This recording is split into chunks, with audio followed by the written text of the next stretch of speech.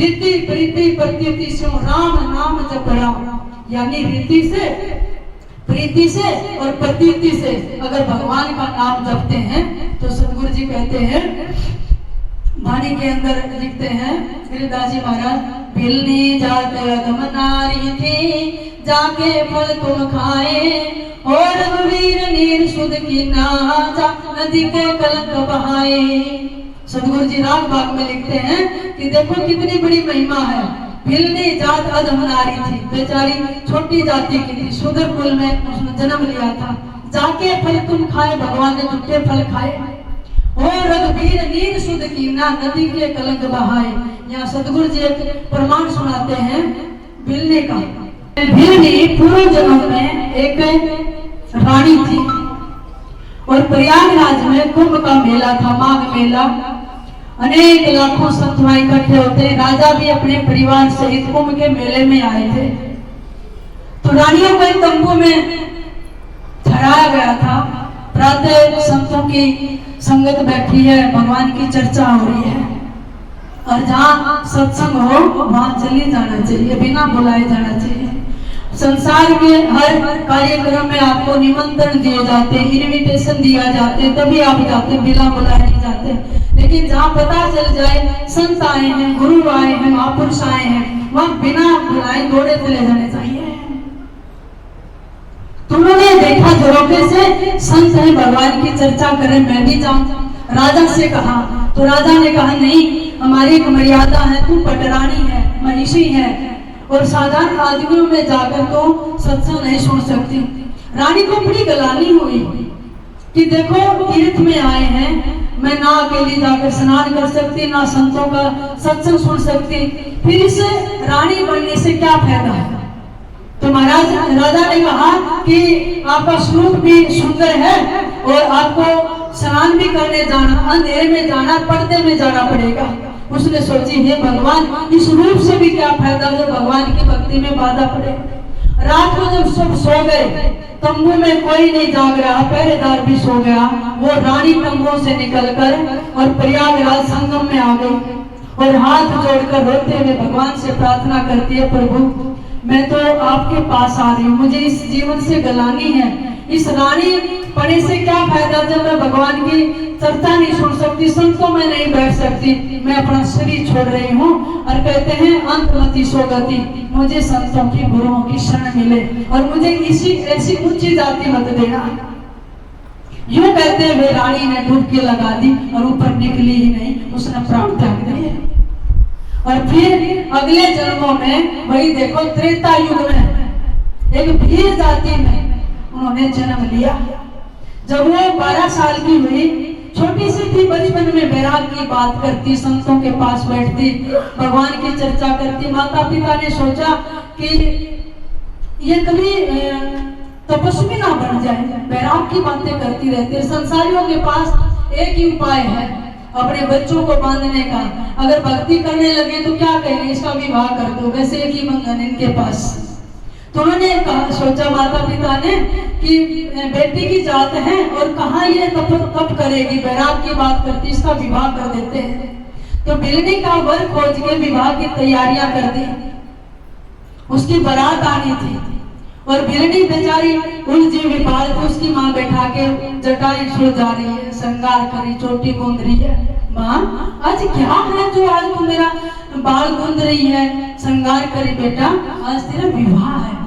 अच्छा, और उस दिन बहुत सारे भेड़ बकरी जानवर मुर्गे पकड़कर बाड़े में रोकती है।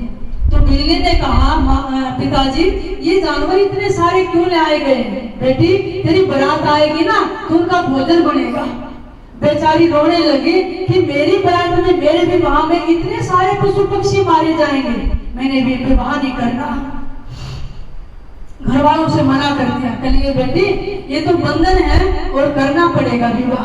रात को जब सब सोए हुए थे, उस श्रृंगार को उतार के और भिलनी दरवाजा खोल के और घर से निकल गई। जाते जाते जो पशु पक्षी बाड़े में रोके हुए थे उनका दरवाजा खोल दिया कि मेरे पर इतना बड़ा दोष चढ़ेगा, मेरे विवाह में तुम्हारी हत्या होगी, ये जानवरों अपनी अपनी जगह चले जाओ, तुम स्वतंत्र हो। और जब किसी पशु पक्षी को मारने के भाव से लाया जाता है, वो भी मनुष्य की मनोवृत्ति को समझ जाता है। वो सिर जाता, डरता है, उसके अंदर भय होता है, उसकी आंखों में करुणा होती है। वो बाड़ा खुलते ही सभी पशु पक्षी भागने लगे और भाग रही है आगे आगे भिलने, और उन्होंने क्या आशीष दिया भिलने, जैसे आज हमारे को तूने बंधन मुक्त कर दिया, संकट से बचाया, ऐसे ही परमात्मा तेरे को भी एक दिन बंधन मुक्त करेगा, तेरे को भी आजाद करेगा। सारे जानवरों ने आशीष दिया। भिलनी जंगल में चली गई, जिस भी ऋषि की कुटिया में जाती सब धक्के मारते, सुधरा है, कोई भी ठिकाना नहीं देता है। एक दिन पेड़ के नीचे बैठकर रोने लगी, क्योंकि प्रेम घर में नहीं रहने देता है और परंपराएं आश्रम में नहीं रहने देती है। सब ऋषि मुनि कह रहे तू छोटी जाति की, फिर स्त्री है, फिर कम उम्र की, हम तेरे को नहीं रख सकते, धक्के लगते हैं। अब रोने लगी, परमात्मा को याद कर रही है। देखा सामने मतंग ऋषि की कुटिया थी। मतंग ऋषि के आश्रम में बहुत सारे ऋषि से ब्रह्मचारी थे, उनकी सेवा करते थे। उसने देख लिया ये सेवा क्या करते हैं अपने गुरु की। सुबह सुबह ब्रह्म मुहूर्त में पंपा सरोवर से जल भर के लाते हैं और फिर झाड़ू लगाते हैं, पूजा के लिए पुष्प तोड़ कर लाते हैं, रसोई के लिए लकड़ी तोड़ कर लाते हैं और गुरु धाम की सेवा करते हैं और गाय के लिए घास के गट्ठर काट के लाते हैं। उसने क्या किया, सब ब्रह्मचारी और ऋषियों के उठने से पहले जंगल में गई, लकड़ी काट कर लाई, मतंग ऋषि की कुटिया के आगे रख दिया, फिर झाड़ू लगा दी, फिर जल भर के रख के चली गई, पुष्प तोड़ के चली गई और छिप गई। जब सुबह उठकर देखा सब ब्रह्मचारियों ने, ये चोरी से सेवा कौन कर देता है। एक दिन गया, 2 दिन गए, सप्ताह बीता। मतंग ऋषि ने भी सोचा कौन ऐसा अधिकारी शिष्य है जो बिना कहीं सबके उठने से पहले सारी की सारी सेवा कर देता है। आज छिप कर देखो, मतंग ऋषि ने अपने 2 ब्रह्मचारियों को बिठा दिया कि छिप कर देखना कौन ऐसा गुरुकर्ता का पात्र बनना चाहता जो सारी सेवा छिप कर करता है और नाम नहीं आने देता। सेवा वही होती है, कर दिए जाए और नाम ना आए। तो देखा एक बालिका है, कम उम्र की और बाल उलझे हुए हैं, पहले लकड़ियां काट कर लाई, फिर जल भर के लाई, फिर झाड़ू दिया, पुष्प रख के जब भागने लगी, ब्रह्मचारियों ने कहा ठहरो, कौन है तू जो बिना बताए हमारे गुरुदेव महाराज की सेवा करके चली जाती। रोने लगी। गुरु मतंग के सामने ले गए पकड़कर, बेटी तू कौन है। कहने लगी महाराज मैं भील जाति की शर्मणा मेरा नाम है, मैं भीलनी हूँ। अच्छा बेटी क्यों करती है गुरुदेव, मैं घर में रह नहीं सकती, परमात्मा को पाना चाहती हूँ और कोई संत मुझे स्वीकार नहीं करता और आप, मैं गरीब हूँ, क्या आप मुझे अपने चरणों में स्थान देंगे। तो वहां विनती करती है, तारो गुरु जी मैनो कमली गरीबनो, कमली गरीबनो दुखानी मारिनो,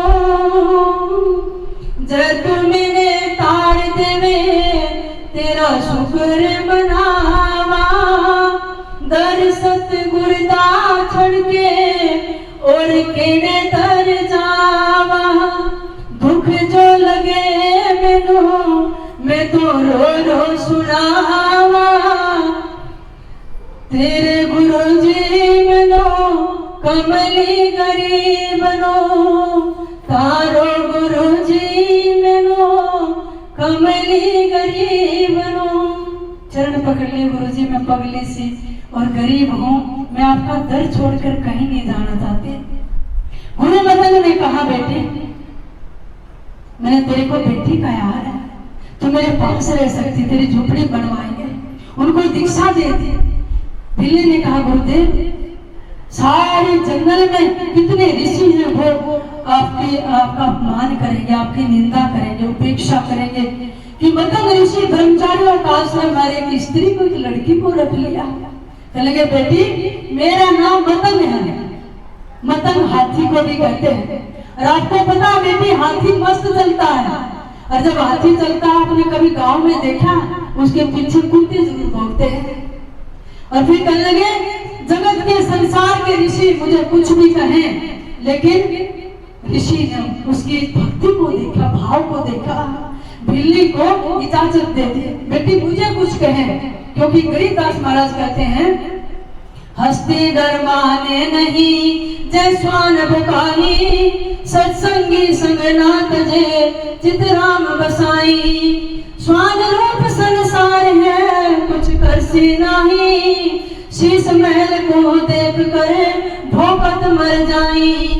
लोग लाज नहीं कीजिए निर्भय हो रहिए, जय मन साधो दीजिए तो गोविंद पहिए। यानी लोग लाज नहीं कीजिए, निर्भय हो रहिए। अगर भगवान को पाना है ना, फिर लोग लाज एक तरफ रखनी पड़ेगी और निर्भय हो रही है। भगवान का नाम ही एकमात्र ऐसा जो जीव को निर्भय कर सकता है, निश्चिंत कर सकता है और निश्चल कर सकता है। ये मन साधो दीजिए तो गोविंद पहिए, यानी संतों को, गुरु को अपना मन दे दो, और गुरु ही मन को संभाल सकते हैं, क्योंकि मन में इतनी तरंगे हैं। और मन में ही कर पीसिए ऊपर लावे आग, कहते हैं बारीक करके पीस दो इस मन को, ऊपर आग लगा दो, कहते हैं तो भी डटा नहीं डटेगा, निस्तिर उठ उठ भागे, कहते हैं फिर भी भागेगा, ये मुर्दा नहीं बनता है। ऐसा है, ये मन खाकी मन हो गया है और सदगुरु उसको नूरी बना सकते हैं। तो उन्होंने कहा बेटी तू भजन कर, मैं तो मतंग हूँ, हाथी जैसा हूँ, मैं किसी की परवाह नहीं करता। सच्चा बैराग देखा, भक्ति करती मीरा भिलनी और सारी सेवा करती अपने गुरुदेव के चरणों में रहकर। लेकिन एक समय ऐसा आया, मतंग ऋषि ने आश्रम के सब ब्रह्मचारियों को इकट्ठा किया सुबह सुबह, और भिलनी को भी बुलाया जो सेवा कर रही थी, और सबको कहा भी भोजन कर लिया तुमने? हाँ गुरुदेव, मैं एक बात कहना चाहता हूँ, मेरा समय हो गया है, मैं संसार से जाना चाहता हूँ। जैसे ही सुना सारे ब्रह्मचारियों में शोक की लहर छिड़के रोने लगे, कहने लगे गुरुदेव आप चलेंगे हमारा क्या होगा? कहने लगे बेटा जो साधना बताई उस साधना को करते रहना, लेकिन सब ब्रह्मचारियों ने एक ध्यान रखना, मैं ऋषियों को एक फरमान देकर जाता हूँ, मेरी भिलनी को कोई दुख मत देना। पीछे बैठी हुई भिलनी आकर गुरु मतंग के चरण पकड़ लिए। गुरुदेव कहाँ जा रहे हैं आप? बेटी मैं वहां जा रहा हूँ जहाँ जाने के बाद फिर लौटना नहीं होता। कितने दिन में आओगे गुरुदेव? कहने लगे न तद भासते सूर्यो न शशांको न पावका, यद गतवान निवर्तन्ते तद धाम ब्रह्मम्। बेटी वहां जाके फिर कोई लौटता नहीं। अच्छा गुरुदेव फिर हम सोलों की तरह रहेंगे? मेरे को तो पहले ही जंगल के ऋषि देखकर खुश नहीं होते हैं, और आप चले गए तो गुरुदेव मेरा कोई ठिकाना नहीं है, मुझे अपने साथ ले चलो। गुरु मंत्र ने कहा बेटी साथ नहीं ले जा सकता, मेरी उम्र हो गई है, तूने अभी भगवान की भक्ति करनी है। मेरा भिलनी रोती रही अपने गुरु के चरण पकड़ के। आज सोना लग रहा है, ऐसे लग रहा आखिरी दर्शन अपने गुरु के, अपने गुरु का पल्ला पकड़ लिया भिलनी ने। गुरुदेव मत जाओ मत जाओ। लेकिन गुरु ने सिर पर हाथ रख के भिलनी को वचन दिए बेटी जितने मैंने आज तक तपस्या पूजा भक्ति की है, जो फल मुझे नहीं मिला, जो मैंने देख पाया, वचन देता हूँ एक दिन भगवान राम का तुझे दर्शन होगा। भिलनी ने कहा गुरुदेव मैं राम का दर्शन कहाँ करने जाऊंगी, मुझे तो ढूंढना ही नहीं आता, मैं कहाँ खोजूंगी। फिर दूसरा वचन दिया बेटी तूने कहीं नहीं जाना भिलनी, इसी आश्रम में रहना है, इसके बाहर मत जाना इस जंगल से, बल्कि राम खोजते खोजते ढूंढते ढूंढते बेटी तेरे पास आएंगे। गुरु ने वचन दे दिया सबको आशीष देके, और जब बेटी तू मुझे याद करेगी मैं प्रकाश हूँ, मैं तेरे को दर्शन दूंगा। ऐसा कहते हुए मतंग ऋषि ने प्राण त्याग दिए, अपने धाम में चले गए। ऐसा शोक छाया कुटिया में, किसी ने भोजन नहीं किया, पेड़ों के नीचे बैठकर रोए। गुरु मतंग ने कहा भिलनी हम तो जाएंगे, पर याद रखना बेटिया श्री राम आएंगे, याद रखना भिलनी श्री राम आएंगे।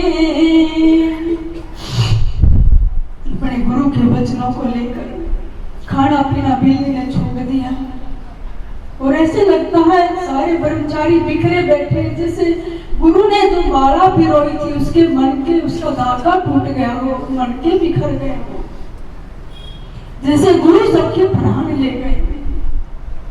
टूट गई है माला मोती बिखर गए,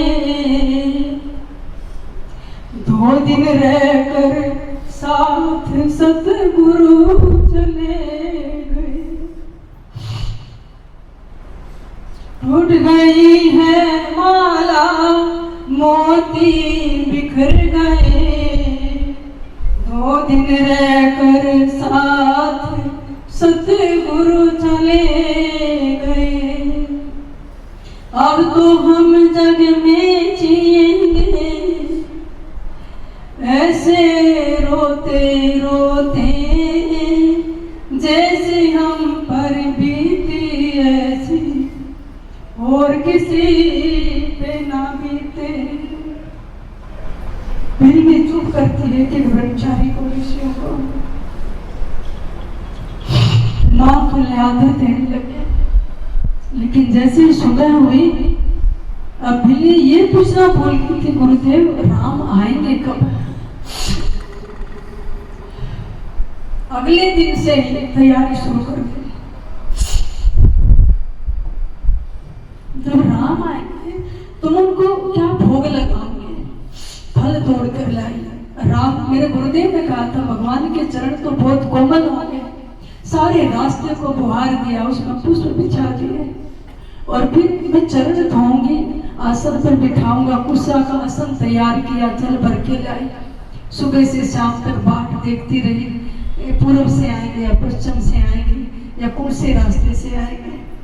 77 साल बीत गए भिलनी को रोजाना पानी भरते हुए, पुष्प बिछाते हुए, झाड़ू लगाते हुए। प्यारी आत्माओं 7 घंटे हम किसी का इंतजार नहीं कर सकते, बोर हो जाएंगे। अरे आना तो आए, ना आए तो ना आए। लेकिन 12 साल की भिलनी जंगल में गुरु के पास आई थी और 77 वर्ष बीत गए, 82 साल से ऊपर की उम्र हो गई और एक दिन भी ऐसी उम्मीद नहीं, उसी चाव से भाव से कि मेरे गुरु कहकर गए हैं। देखिए तपस्वी में तितिक्षा का भाव होता है, लेकिन भगत में प्रतीक्षा का भाव होता है। प्रतीक्षा करते रहे, लेकिन ज्ञानी में परीक्षा का भाव होता है। पर भिलनी प्रतीक्षा करती रही कि गुरु कहकर गए हैं तो जरूर आएंगे। एक दिन ऐसा आया, आज सुबह सुबह भिलनी उठी तो मन प्रसन्न, अपने गुरु की याद आई। भिलनी के बाएं अंग फड़कने लगे और स्त्री का बायां अंग फड़कना शुभ सूचक होता है, पुरुष का दायां अंग फड़कना शुभ सूचक होता है। और अपने गुरु की याद आई है, जिस पेड़ के नीचे बैठकर वट वृक्ष के और पीपल त्रिवेणी थी, वहां पर उपदेश देते थे। भिलनी वहां जाकर मत्था टेका, प्रकाश स्वरूप में गोल चक्कर में अपने गुरुदेव का दर्शन हुआ और शुभ भाव आया आज भिलनी के कि आज जरूर राम आएंगे। सुबह से मुझे अपने गुरु की याद आ रही है। और जैसे कुटिया में झाड़ू लगा रही थी और फिर भगवान राम ऋषियों से पूछते हुए आ रहे हैं, मेरी भिलनी की कुटिया कहाँ है, मेरी भिलनी की कुटिया कहाँ है। ऋषियों ने बता दिया। पहले ऋषियों की कुटिया में नहीं गए, भिलनी के द्वार पर खड़े हैं, पीछे से करे माँ। जैसे सुना और भिलनी ने देखा, चरणों में गिर गई, वही कोमल चरण, आंखों में अश्रु और चरणों में निकल गई भगवान के। श्याम गौर सुंदर दो भाई, सबरी परि चरण लिपटाई। प्रेम मगन मुख वचन आवा, पुने पुने पद सरोज सिर नावा। यानी श्याम और गौर वर्ण दो भाई हैं, चरणों में लिपट गई और फिर सामने खड़ी बोल नहीं पा रही है, अपने अश्रु जल से भगवान के चरण धो दिए। माँ बैठने के लिए नहीं खाएगी, फिर भगवान को बिठाया अपने पल्लू से जमीन साफ करती है और फिर खट्टे बेर तोड़कर लाई भगवान को वो खिला रही है। भगवान झूठे बेर खा रहे हैं क्योंकि परमात्मा तो प्रेम के वश में है। सबसे ऊंची प्रेम सगाई, सबसे ऊंची, सब गाइए भाव से, प्रेम सगाई।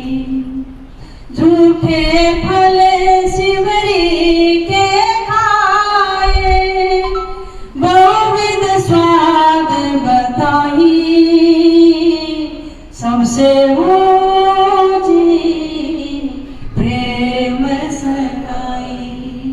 प्रेम के बस अर्जुन रथ आको, भूल गए ठकुराई, सबसे ऊंची प्रेम सगाई, सबसे ऊंची प्रेम सगाई। एक सगाई आपके माता पिता करते हैं जो पंच भौतिक नश्वर शरीर के साथ संबंध जोड़ देते हैं, लेकिन वो सगाई रिश्ता नहीं होता है, सब मर जाते हैं, रिश्ता टूट जाता है। एक सद्गुरु रिश्ता जोड़ते हैं, प्रेम की सगाई, परमात्मा के साथ पल्लू बांध देते हैं, जो रिश्ता कभी टूटता नहीं है।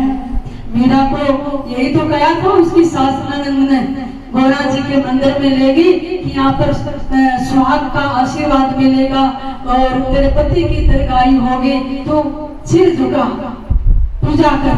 तो मीरा ने कहा, ना मैं पूजो गौरा जी ना पूजो रणदेव, मैं पूजो राठौर जी मनीषा सुन जानो बेवे। कहते हैं ऐसे वर को क्या वरूं जो जामे और मर जाए, मर ये गोपाल जी मर चुड़लो मरे हो जाए। ऐसे वर को क्या वरूं जिसके मरने पर चूड़ियां तोड़ी जाती हैं और विधवा हो जाती है। मैं तो ऐसा वर पाना चाहती हूँ जो अमर हो जाए। तो परमात्मा हम के साथ हमारा संबंध जोड़ते, गुरु सगाई करते हैं। सगाई का मतलब है उसकी अरेंजमेंट कर देते हैं परमात्मा के साथ। फिर कहने लगे, प्रभु मैं तो अधम नारी हूँ और मैं कुछ जानती नहीं, कैसे स्तुति करूँ आपकी। अधम ते अधम अधम अति नारी, तिन में अति मंद अघारी, कह रघुपति सुन भावनी बाता, मानो एक भक्ति करनाता। प्रभु मैं तो अधम से भी अधम, उससे भी अधम नारी हूँ, पापों से भरी हुई हूँ और मुझे स्वीकार करो प्रभु। भगवान कहने लगे, सुन भावनी, हे सुंदरी, हे माता, हे बहन, तू सुन, मानो एक भक्ति का नाता। मैं तो एक भक्ति का नाता देखता हूँ, जात पात कुल धर्म को नहीं देखता हूँ। तेरे अंदर भक्ति है परमात्मा की, सुन बैठ के मिलने। कहने लगे, मैं तेरे को नवता भक्ति का उपदेश देता हूँ। तो वहाँ भगवान ने वनवास तपस्वी वेश जो धारण किया था, प्रथम उपदेश वनवासी हुए भगवान तो भिलनी को दिया था। नवथा भक्ति का उपदेश कौन सा? प्रथम भक्ति संतन कर संगा, दूसरी रति मम कथा प्रसंगा। कहते हैं प्रथम भक्ति है संतों का संग करना, सत्संग करना, बैठ के भगवान की चर्चा करना। फिर दूसरी रति मम कथा प्रसंगा, कथा तो सुन ली लेकिन झाड़ के नहीं उठना, उसमें रति हो जाए, प्रेम हो जाए।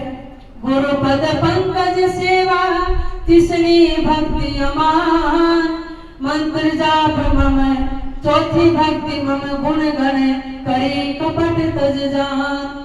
और फिर कहते तीसरी भक्ति है गुरु के चरणों की सेवा, वो भी अमान रहकर मुर्दा बन के सेवा करें। चौथी भक्ति है मेरे गुणों का गान करना, कपट तज के, होशियारी तज के।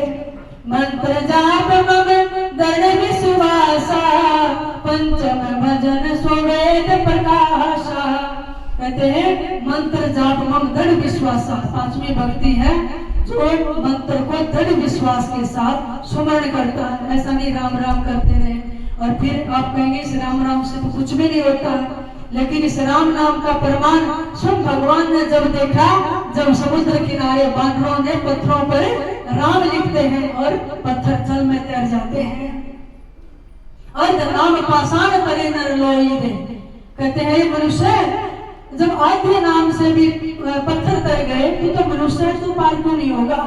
अर्ध नाम कुंजर जपा गज गरावे पार, और उदय मुहूर्त सट दिलीप ऐसा नाम उच्चार, ऐसा नाम का उच्चारण करो जैसे उस गज ने जब गरा ने पैर पकड़ लिया और 10,000 वर्ष तक युद्ध होता रहा, और फिर जब अथनी और अथी सब छोड़कर चले गए, डूबने लगा, एक दिन गरा ने पैर खींच लिया और बिल्कुल भगवान को अंदर तरफ से रा ऐसे जपा था, रंकार यानी पूरा मैं नहीं कह पाया था, और इतने भगवान प्रकट हो गए थे। तो गरीबदास महाराज कहते हैं अर्ध नाम कुंजर जपा, हाथी ने जपा था, गज गरा भाई पार, वो पार हो गए।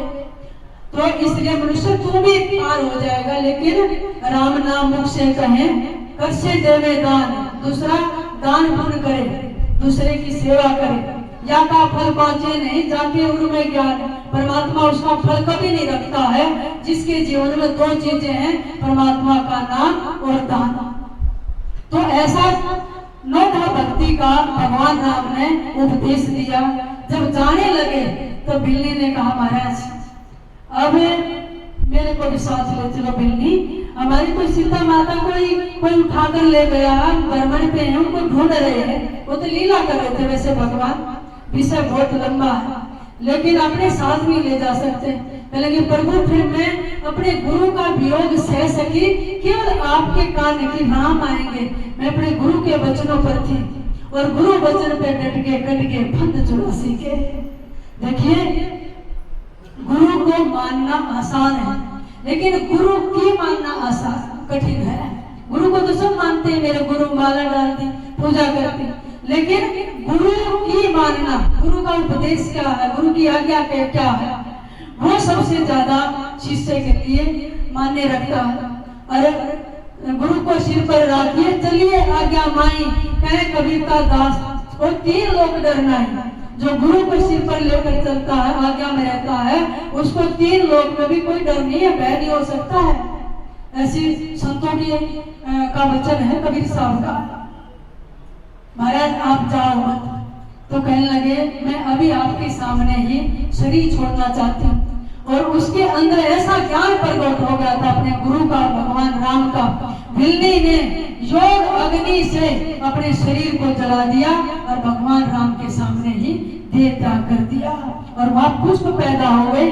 और भगवान राम ने उसकी जो थोड़े फूल और खाक बची थी उसको मस्तक पर लगाया और कहा जोगी वृंद दुर्लभ गति सोई, तो मैं आज सुलभ भई सोई। हे बिल्ली माँ, जो गति बड़े बड़े वृंद जोगियों को, योगियों को, तपस्वियों को, ऋषियों को दुर्लभ होती है, वो गति आज तेरे को देती है। बिल्ली ने कोई तप नहीं किया, बहुत बड़े यज्ञ किए थे। क्या किया था? बिल्ली ने केवल अपने गुरु की सेवा की थी, उनकी आज्ञा में रही और गुरु के कहने से नाम की कमाई की। ऐसा प्रेम पैदा हुआ कि घर बैठे ही गुरु ने कृपा की और राम मिलने आ गए। तो इसलिए प्यारी आत्माओं, ऐसी भक्ति करो। 4 युगों में 4 साधन बताए हैं। सतयुग में बड़े बड़े तप बताए, लेकिन वो तप आज कलयुग में हम नहीं कर सकते। त्रेता में बड़े बड़े यज्ञ करते थे, आज नहीं कर सकते। फिर द्वापर आया, द्वापर में बड़े बड़े यज्ञ फलित नहीं हुए तो लोग दान करते थे। लेकिन अब कलयुग है, आप केवल गुरु की शरण धारण करके घर का काम करते रहो, लेकिन नाम जपते रहो। कलयुग केवल नाम आधारा, सुमर सुमर नर उतरे पारा। परमात्मा की मंजिल बहुत दूर है, हम पा नहीं सकते हैं, क्योंकि परमात्मा तो हरि व्यापक सर्वत्र समाना, प्रेम से प्रगट होई में जाना। परमात्मा तो सब जगह है, लेकिन सबसे पहले अपने भीतर खोजना पड़ेगा। और गुरु ही मार्ग बताएंगे कि श्वास के अंदर कैसे आपने नाम जपना है। Don't waste even a single breath, एक भी श्वास व्यर्था मत खो, क्योंकि श्वास सांस में नाम जप व्यर्था श्वास मत खो, और ना जाने इस श्वास का फिर आवन होना होए।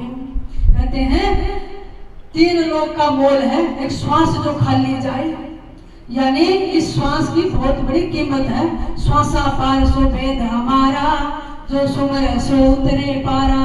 श्वासा पार सो आग निशानी, जो खोजे सो भेदर बानी। कोई भजनानंदी महात्मा है जो इस भजन के सार को जानते हैं, इस साधना को जानते हैं। नहीं तो बहुत कठिन है। कोई संत होते हैं जो साधना करके प्रैक्टिकल इस शब्द को जगा लेते हैं। शब्द को आपने सबने ले लिया गुरु से, लेकिन शब्द को जगाना कैसे है, नासा से नाभि तक कैसे ले जाना है, और फिर कैसे नाभि से प्राण को जागृत करना, और वहां पर प्राण अपान को समान करके और व्यान को फिर इसकी ऊर्ध गति कैसे होगी, और यही प्राण ऊर्जा बनके कैसे भौर गुफा के रास्ते से त्रिकुटी के द्वार को खोलता है। और इसी त्रिकुटी में अपने जो देहधारी गुरु होते हैं वही जो नर रूप में साकार है वो नूरी रूप में त्रिकुटी में दर्शन देते हैं। सतगुरु जी कहते हैं गरीब त्रिकुटी कमल को परमहंस पूर्ण सतगुरु समर्थ आप हैं। मन पावना सब सिंध में लो सुरत निरत का जाप है। तो सतगुरु क्या करते हैं, हमने सुरती और निरति, ये दाया सुर है ना जो राइट है, इसको इंगला कहते हैं, सुरती कहते हैं, इसका पीला रंग है। और जो बाया सुर है ये चंद्र सुर है, और ठंडा सुर है ये पिंगला है, इसको निरति कहते हैं। तो हम या तो श्वास इधर से लेते या इधर से, ये गर्म सुर होता है। इसलिए योगी संत दिन के समय ठंडक लेने के लिए इस सुर को चलाते हैं, लेफ्ट को, ठंडे को। इसको नाड़ी शोधन क्रिया कहते हैं। और रात को फिर सोएंगे बाई करवट, और बाई करवट आपने सोना चाहिए। तो रात को ठंड होती है तो आपको गर्मी की आवश्यकता होती है, उस समय आपका बायां सुर चलना चाहिए। लेकिन आप सीधे बैठकर और जो आप मेरुदंड आपका सीधा रहे 90 डिग्री पर, स्पाइनल कॉर्ड आपकी बिल्कुल बैकबोन सीधी हो, और आपकी या तो भक्ति मुद्रा हो, भाव मुद्रा या ज्ञान मुद्रा हो, और सीधे बैठ जाए। और फिर आप सुरती नृत्य से इसका जप करें, फिर आपकी सुषुम्ना चलने लग जाएगी। और जिसकी सुषुम्ना 100 श्वास एक साथ सुषुम्ना में चल जाए, सतगुरु जी प्रमाण लिखते हैं वाणी में, उसका त्रिकुटी का द्वार खुल जाता है, उसके सतगुरु प्रकट हो जाते हैं। ये गुरु है, यही गुरु नूरी रूप में यहाँ पर सतगुरु रूप में प्रकट होते हैं। एक गुरु तो मानुष है, दूजा शब्द दलाल, तीजा शब्दातीत है नजरी नजर निहाल। एक गुरु तो वो है जो मनुष्य रूप में हमारे सामने है, और दूजा शब्द दलाल जो हमारे को शब्द दिया है, यही द्वार खोलेगा, यही शब्द स्वरूपी सतगुरु हमें यहाँ मिलते हैं। अपने अपने गुरु, जैसे गरीबदास जी को कबीर साहब मिले, लेकिन जयराम जी को गरीबदास जी मिले। उनके हमारे भीतर जो गुरु की छवि होती है उसी रूप में मिलते हैं। फिर यहीं से अपने गुरु त्रिकुटी से सहज कमल दल का परवाना देते हैं, ये मेरी हंस आत्मा है, इस द्वार तक फिर सतगुरु ही उसको सहज कमल दल आप साहेब जो फूलन मद बंद है, पूर रहा जगदीश जोगी सत समर्थ निर्बंध है। फिर उसका सहस्रार खुल जाता है। लेकिन आगे बड़ी बड़ी शैल है, अनिल मार्ग है, उसके ऊपर घुमनी मार्ग है, जहाँ पर शब्द वाणी मौन हो जाती है, निशब्द अवस्था आती है। और सतगुरु गरीबदास जी महाराज कहते हैं सतलोक तक का भेद गरीबदास कबीर साहब ने धर्मदास जी को दिया है, लेकिन उससे ऊपर घुमनी मार्ग है, वहाँ की बातें नहीं कहूँगा, वहाँ पर स्टॉप हो गए हैं, क्योंकि वहाँ पर वाणी से लिपिबद्ध नहीं कर सकते, बोलकर नहीं कह सकते। वो गूंगे को गुड़ खाने जैसा रास्ता है, वो घुमनी मार्ग है। लेकिन ये मार्ग कोई बिरलों को मिलता है, किसी साधक आत्मा को गुरु की कृपा से मिलता है। और मैं बड़ी भागी हूँ, मुझे इस कलयुग में ऐसे गुरु की शरण मिली है। मैंने कहीं नहीं जाना पड़ा, बस पुकारा था और संतों की कृपा थी। केवल संतों में बैठकर मैं सत्संग सुनती थी, और बंदी छोड़ की कृपा हुई। हमारे परिवार ईसा पंथी थे, पीछे से कबीर पंथी, गरीबदासी महात्माओं का आना जाना, और सदगुरु नेकीराम महाराज की कृपा हुई। मेरे गुरुदेव महाराज स्वयं पहाड़ों से चलकर घर पे आए और दीक्षा दे दी, और वो मार्ग बताया जो बड़े बड़े जोगी दुर्लभ को मुश्किल से साधना में मिल पाता है। और मेरे सामने ही देखा मुझे अवसर मिला जब एक वर्ष तक मेरे गुरुदेव जी महाराज नीचे अंडरग्राउंड चले जाते हैं, जिसमें एक गिलास सरफ गाय का दूध लेते हैं या कभी दलिए का पानी लेते थे। किसी से बोलना नहीं, देखना नहीं, 24 घंटे। और फिर ऐसी ऐसी अवस्था आई, 4-5 दिन तक दूध भी रखा रहता था, केवल श्वास के सहारे और हवा का पान कर कर, पवन का पान करके गुरुदेव जी समाधि में चले जाते थे। और मैं उस खिड़की से दूध वापिस उठाकर रोने लग जाती थी। पता नहीं कैसे हैं, कोई लिखा हुआ नहीं मिलता था, कोई फोन नहीं होता था, कोई चिट्ठी नहीं होती थी, लेकिन पता चलता था कि कई दिन के लिए गुरुदेव जी समाधि में चले गए। इसलिए मुझे ऐसे गुरुदेव जी की चरणों का सेवा का अवसर मिला जब मैंने 7 बार अपनी आंखों के सामने गुरुदेव जी को अदर्शन मौन साधना में देखा। नहीं तो एक दिन एक व्यक्ति को बंद कमरे में बिठा दो और उसको अच्छे से खाने को दो, लेकिन बोलना नहीं, कोई बाह्य व्यवहार नहीं, तो उसको बैठना मुश्किल हो जाएगा। तो साधना करना बहुत कठिन होता है। तो भगवान ने, सदगुरु ने बहुत बड़ी कृपा की मुझे, और आज सबको भी आज मेरे गुरुदेव जी का दर्शन हुआ है। ऐसी त्याग कठोर मूर्ति है मेरे गुरुदेव जी। मुझे लगता है अतिशोक्ति भी नहीं होगी और मैं हृदय से आह्लादित भी हूँ। सदियों सदियों में मेरे गुरुदेव जी से गुरु इस धरती पर शायद उतरते हैं। और आपने देखा भी होगा, हम लोग जाते हैं संतों के पास, महाराज जी घर में ये हो गया, बरकत हो जाए, नौकरी लग जाए, बीमारी ठीक हो जाए, मुकदमा जीत जाए, बेटा हो जाए। हम संसार की चीजें मांगते रहते हैं, लेकिन संत के पास जाओ, बहुत कीमती क्षण होता है। सोच विचार कर जाओ कि वो दौलत आपको दे सकते हैं जिनसे परमात्मा मिल सकता है। ऐसा भेद पीछा करो, पात्र बन के बैठो। पात्र बन के बैठोगे तो संत हमारे अंदर वो उड़ेल देंगे जिनसे मालिक मिल सकता है, मालिक से भर सकते हैं। तो इसलिए संत जल्दी से अपना भेद नहीं खोलते हैं जब तक कोई पात्र ना हो, जिसमें अधीनगी हो और वो अधिकारी ना हो, तभी उस कीमती चीज को दिया जाता है। आप भजन गाते हैं ना, पूरा बिन नहीं रे समाए अमल निज नाम काजी। यहाँ बहुत अच्छी मंडली है जो भगत भजन गाते हैं। आप गाते हैं ना, पूरा बिन नहीं समाए अमल निज नाम का। आप कितने अच्छे भजन होते हैं। मैं हृदय से बहुत गदगद हो जाती हूँ, क्योंकि वो प्रेम है आपके गाने में, भगवान के रिझाने में आप डूब कर गाते हैं। तो जब भी मैं आती हूँ सोचती हूँ बैठकर 3-4 भजन सुनो, राग सुनने चाहिए। जब राग सुनोगे ना बाहर के, तभी परमात्मा से वैराग पैदा होगा। ये राग वैराग से जोड़ देता है और वैराग ही परमात्मा से, विरह से जोड़ देता है। तो मुझे बहुत अच्छा लगता है। यहाँ इतना दिव्य वातावरण है, भक्ति के परमाणु है। यहाँ की भजन मंडली, सत्संग मंडली और यहाँ के सभी सत्संगी बुजुर्ग भाई और यहाँ की वेलफेयर समिति जो इतना सुव्यवस्थित तरीके से व्यवस्था करते हैं, आप सबका बहुत बहुत धन्यवाद। और बाहर से या गांव से आई हुई मेरी सभी प्यारी माताएं, बहनें, बुजुर्ग जो अपना अमूल्य समय निकाल कर शांति से बैठकर सत्संग श्रवण करती हैं। वैसे तो यहाँ रोजाना सत्संग होता है, लेकिन भादो मास में विशेषकर सदगुरु की वाणी चलती है, वाणी पाठ श्रवण करते हैं, क्योंकि ये सदगुरु का वाङ्मय स्वरूप है। तो इसलिए सुननी चाहिए, पढ़नी चाहिए। फिर आप भजन भी श्रवण करते हैं। सारी प्यारी माताओं बहनों का भी बहुत बहुत धन्यवाद। बंदी छोड़ा आपके सबके हृदय में भक्ति पैदा करे, संतों की सेवा करो, दर्शन करो और अपने बच्चों में भी अच्छे संस्कार डालो।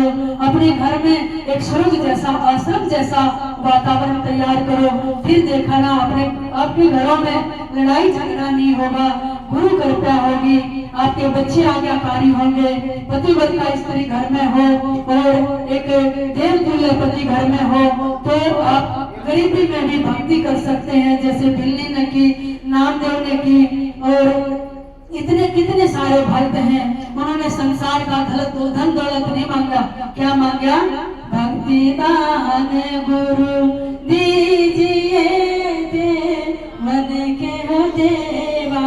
ये सदगुरु कुछ नहीं देना, अपने चरणों की भक्ति देना। इसलिए आप भी परमात्मा से भक्ति मांगे। तो हम सभी संतों के चरणों में वंदन करते हुए समय काफी हो गया, मैं एक भजन बोलूंगी, आप भी मेरे साथ साथ बोलेंगे।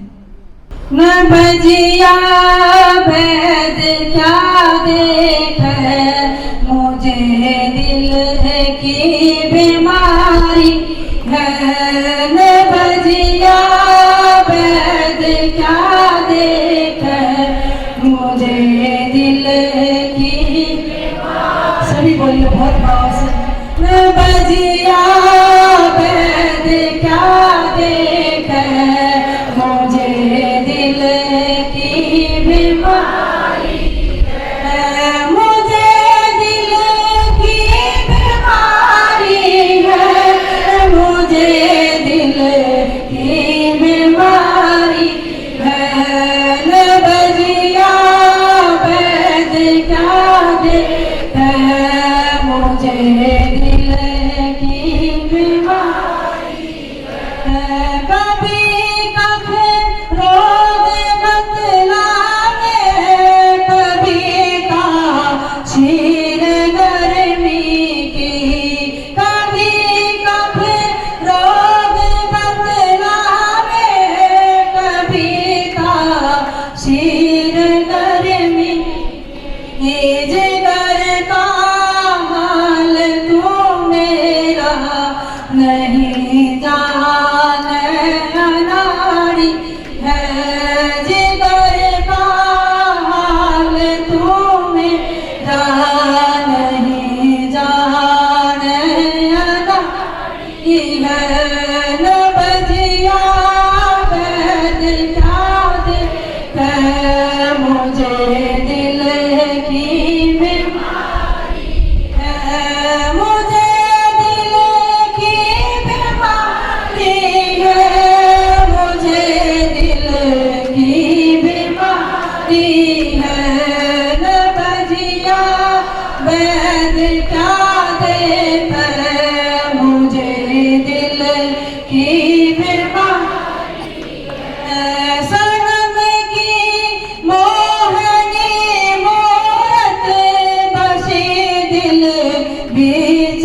में मेरे, सनम की मोहनी मूरत बसी दिल बीच में मेरे, न मन में चैन है तन की खबर सारी बिसारी है, न मन में चैन है तन की खबर सारी है, न बजिया वैद क्या देख मुझे दिल की बीमारी है, न बजिया वैद क्या देख मुझे दिल की बीमारी है, असर करती नहीं कोई दवाई कीमती तेरी, असर करती नहीं कोई दवाई कीमती तेरी, बिना दिलदार दिलवर के मिटे ना बेकरारी है, बिना दिलदार दिलवर के मिटे ना बेकरारी है, न बजिया वैद क्या देख मुझे दिल की बीमारी है, न बजिया वैद क्या देख मुझे दिल है,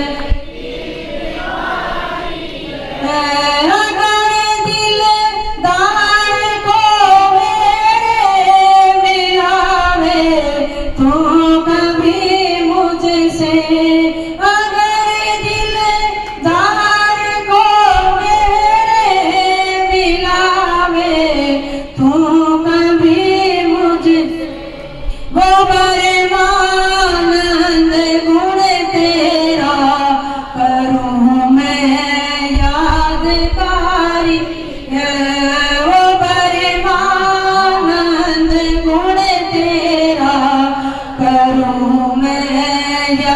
दे है न बजिया भेद क्या देखे मुझे दिल की है न बजिया भेद क्या देखे मुझे दिल की बीमारी है न बजिया भेद क्या देखे मुझे दिल की बीमारी है। बोलो साधो नबी ख्याल विशाल सत रोचल दिगंबर थी भक्ति हेत यादर आए अवगत सहत नानक दादो दो तेरी जात सही सुख सागर के हंसया हे भक्ति रामर करी कोट भाग पर कास पूर्ण रोम रोम की लार अचल भंगी सत संगी अवगत कादि धन सत गुरु प्रदेश देवा 84 भर में तही तेज भोग तन दे धड़क इसमें हमको पेट ही शब्द आकाश वाणी सत गुरु का रूप है चंद सूरज ना पवन पानी ना छाया रूप है तारम ताराम ये भगत अलहले भूले पंथ मिटा मवादी कुल का भावित रोम रोम में जाप जप ले अष्ट कमल सुरत निरत को कमल हो जा दीपक बिना तेल हरदम खोज अधो जय हाजिर त्रिवेणी के तीर है दास गरीब तभी बसत गुरु बंदी छोड़ हरदम खोज अधो जय हाजिर त्रिवेणी के तीर है दास गरीब तभी बसत गुरु बंदी